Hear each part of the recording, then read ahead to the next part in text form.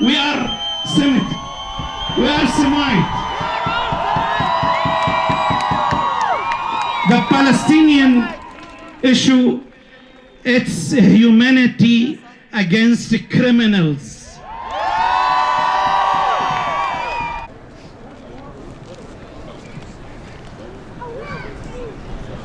Are you tired?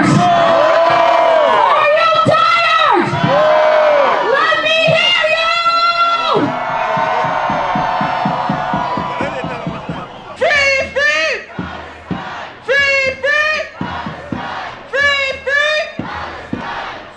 Salute to the children of the stones! Salute to the refugees who soon shall return home! Salute to our prisoners who are the compass of our struggle, and salute to our immortal martyrs. The people of Gaza have shown us that though the cost is high, our freedom and our dignity are priceless. Our prisoners who have been denied food, water, dignity, and even light itself are now among the free. 39 prisoners have been liberated, and they have ushered us into a new era. This is the era of liberation.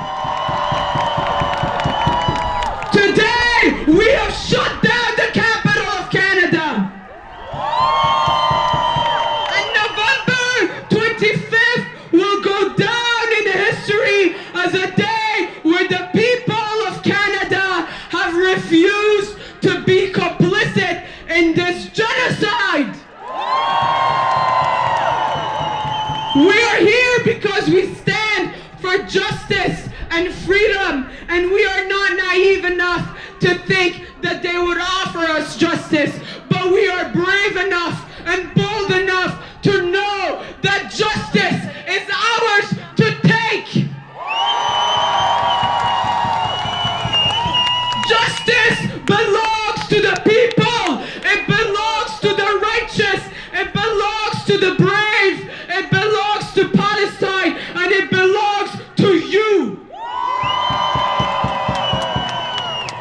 And we are all here because we don't just believe in liberation, we will work for it.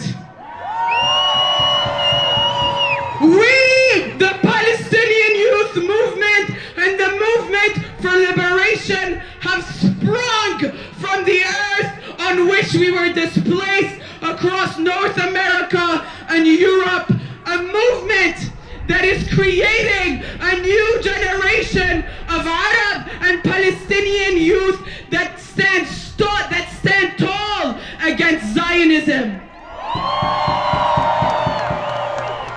It is because of these efforts across the globe that has made our movement a movement of steel, of heart, of principle, and dignity.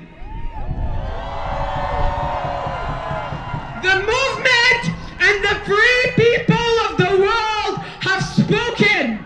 We no longer believe the lies of the political class. Canada, which pretends to champion democracy and human rights, is now facing us, the people who can see right through this hypocrisy.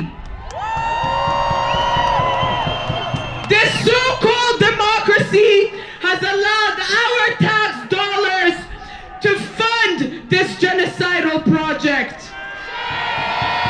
This so-called democracy exports over $20 million in weapons. Weapons that are killing the people of Palestine.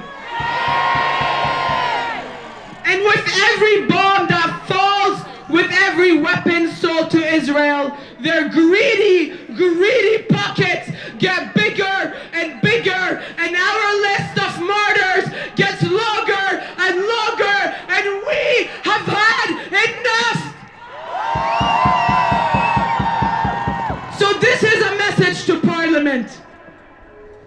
this is not just a protest. This is a prosecution trial. And we, the people, prosecute you with genocide. Trudeau, Trudeau, you can't hide. Trudeau, Trudeau, you can't hide. We charge you with genocide. We charge you with genocide. Trudeau, Trudeau, you can't hide. Trudeau, Trudeau, you can't hide. We charge you with genocide. We charge you with genocide. We charge you with genocide. We charge you with genocide. We charge you with genocide. We charge you with genocide. We charge you with genocide. We charge you with genocide. We charge you with genocide. We charge you with genocide. They will call us terrorists and animal, but that is what they called the 500,000 Vietnamese people who died to liberate their land against the U.S. empire. That is what they called our indigenous comrades when they fought back against settler colonialism. That is what they called Nelson Mandela for fighting apartheid South Africa. That is what they called the Algerians who sent the French back to where they came from. And in all these cases, in every single one of them, millions across the world, just like you, refused to stay silent. History has taught us that the brave will be imprisoned, that the outspoken will be silenced, but history has also taught us that when we are organized and when we fight, we can bring even the most powerful of empires to its knees, and we will do just that. For 75 years, this occupation has tried to wipe us off the face of the earth. They have tried in every way imaginable to eradicate our people. And we may not have US funded weapons or Western manufactured bombs, but we have something that no bomb, no tank, no gun, no law can kill. We have something to fight for. And so know this, the movement has only begun to scratch the surface, and the youth are getting more organized by the day, and we will never stop until every single inch of Palestine is free. From Jenin to Nablus, from Al-Quds to Gaza, from the refugee camps to the prisons, from the river to the sea, Palestine will be free! Free, free! Free, free! Free, free! From the river to the sea! From the river to the sea! Free, free Palestine! Free, free Palestine! Free, free Palestine! Free, free Palestine! Let's hear it one more time for Sana on behalf of the Palestinian Youth Movement! Right now, we are here in the cold, in the tens of thousands. But, unlike the cold-blooded murderers that sit and make decisions in this body behind us, our blood runs warm. We are here, despite the cold, despite the wind, standing in solidarity with our people in Palestine. So make some noise! Make some noise for the people of Palestine! Make some noise for the people of Gaza! And make some noise for all of you! I know, we all know that we have been here for hours in the cold, and we appreciate your patience as we have speaker after speaker. My name is Waleed. I'm with the Association of Palestinian Arab Canadians here in Ottawa. And I thank you for being here today. I thank all of you for coming out week after week to stand in solidarity with Palestine and to demand that our government call for an immediate ceasefire, for our government to call for an end of the blockade of Gaza, and for our government to end its complicity with the crimes against Palestinians. Friends, we have all been bearing witness to the countless horrors that have been playing out on the screens in front of us against an innocent civilian population. And our hearts break for the thousands of men, women, and children that have been killed, that have been maimed, that have been burned, and bombed, and crushed, and trapped under the rubble. Shame! At times, it feels too unbearable to watch. We want to look away, but we can't, and we shouldn't. We will not turn a blind eye to the suffering that is being rained down upon the Palestinian people, yet again in this unprecedented genocide. This feels like a nightmare. It feels like a nightmare that the world refuses to wake up from, but we will wake up. There will be a ceasefire, a real ceasefire, not this twisted notion of a humanitarian pause for a few days only to go back to killing. Shame! We will get a ceasefire, and I know that when we do, we will all be able to take a moment to breathe. But we will not stop. Because if we stop, we return to the status quo. The status quo of the slow death of Palestinians and their slow erasure. The status quo of annexation, occupation, apartheid, and genocide. Shame! And so, I call upon all of us to use the momentum of this moment to start a movement that will not rest until we address the root causes of this violence, until Palestinians are liberated from occupation, when their rights are no longer denied, and when they can live with the same dignity and equality that all people deserve.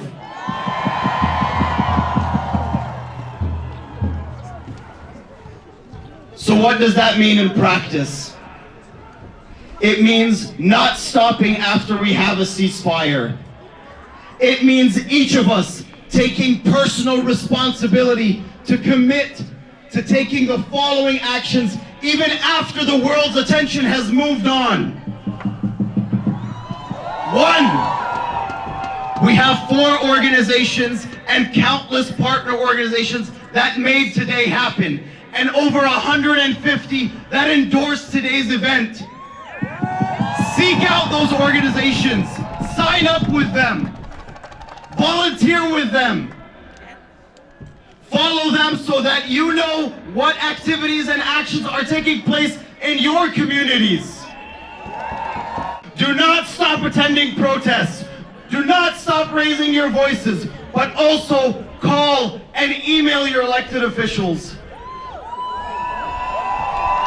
Now, I know that some of us may not feel comfortable doing that, but again, the organizations that have organized today provide you with tools that make it easy to call and email your elected officials. Yes.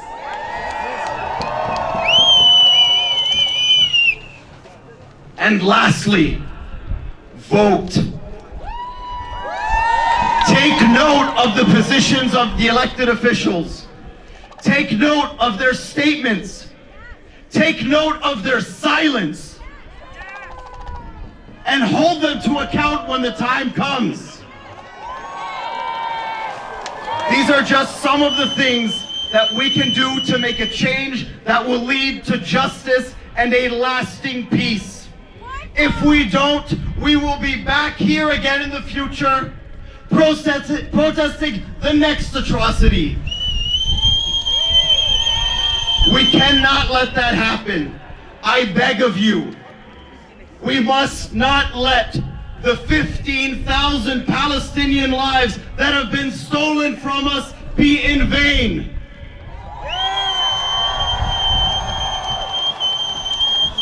Thank you again. Thank you for your solidarity. Long live Palestine! Free, free Palestine! I want to dedicate my speech today to the children of Gaza.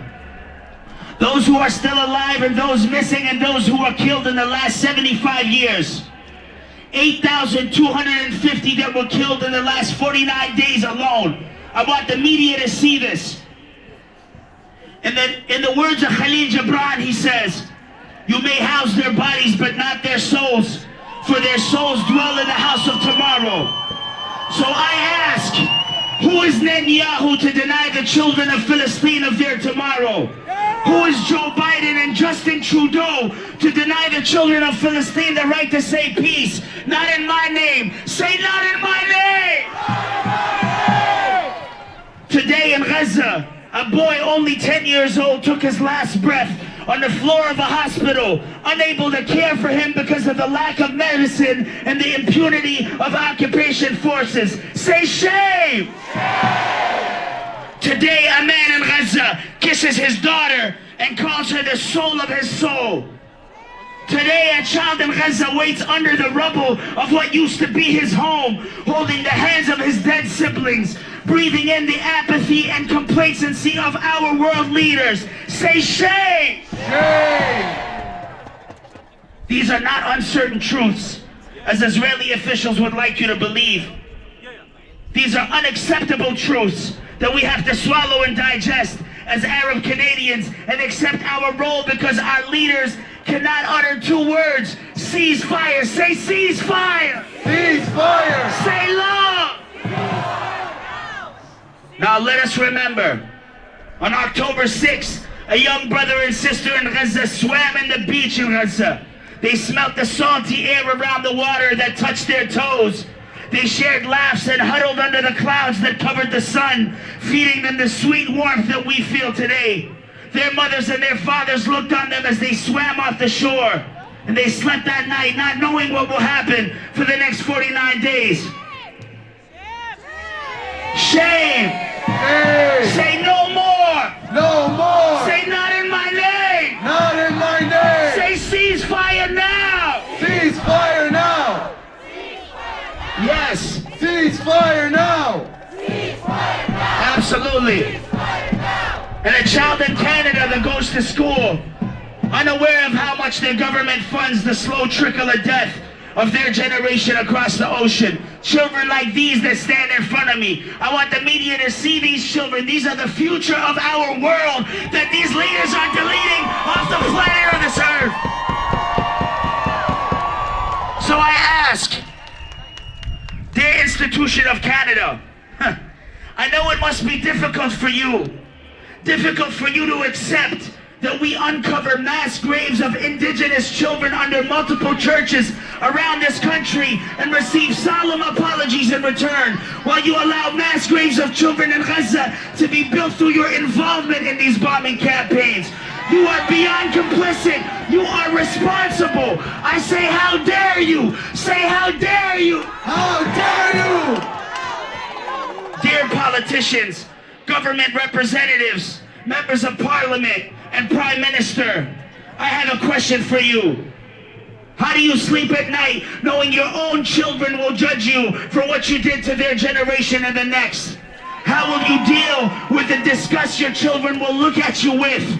I ask you to divest from your war profiteering. Say ceasefire now! Ceasefire now! This is a genocide! This is a genocide! This is a genocide! This is a genocide! This is a genocide!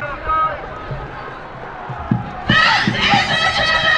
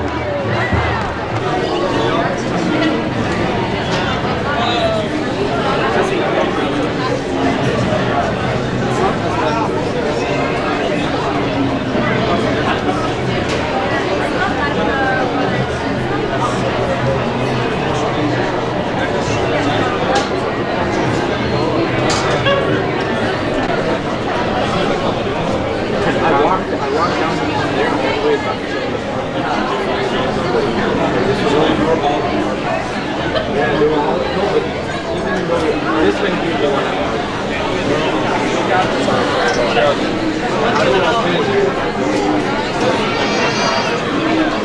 was inside, yeah. Yeah, I was in the grass area, but this looks like way more.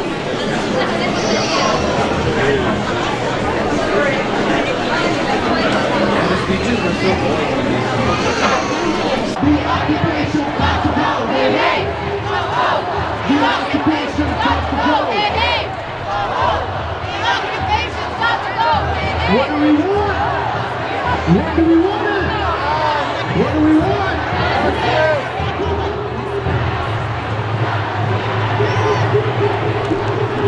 I can't hear you. What do we want? When do we want it? Let me hear it louder. I want justice.